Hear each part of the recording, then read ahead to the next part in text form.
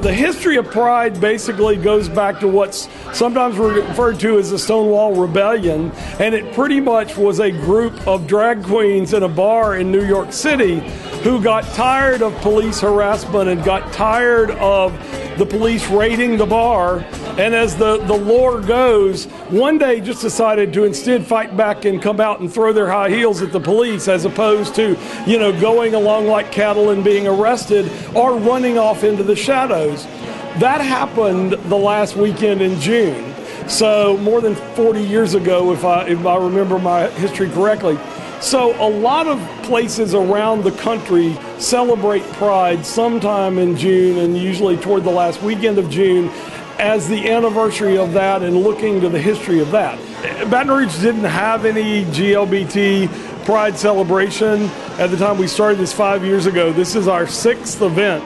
And we started this as an outgrowth of Metropolitan Community Church was just doing a church picnic, and they were inviting church members. And so we said, Baton Rouge doesn't have a Pride of any sort going on right now, so why don't we just invite the public to come join us this year for the picnic?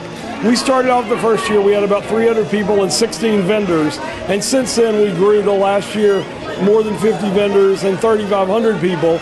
We've got the more than 50 vendors back today.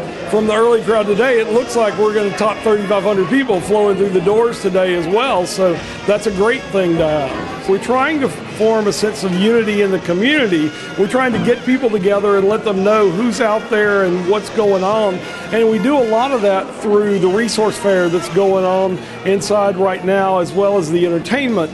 But the resource fair was designed to bring community groups that are out there together and let them see what other community groups existed, and as well let people see what community groups were out there so that they could find out causes they could join, organizations they could join, ways they could volunteer, services that were offered to them, and all those sorts of things. And so that's really a big part of what the resource fair is about. Most of our entertainers either do it for free or for a greatly reduced price. And again, we couldn't put this on without that kind of support. But that kind of speaks to how important this is to people. It speaks to the fact that these entertainers believe in having a Pride celebration here in Baton Rouge. They believe in it enough that they give their time to prepare and to come down and perform and to do all that stuff. But we also are here to say, yes, we are here. We are your friends. We are your neighbors.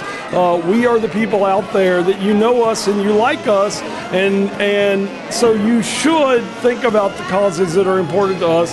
Think about the rights we don't have that we really should have, because it's only fair that way.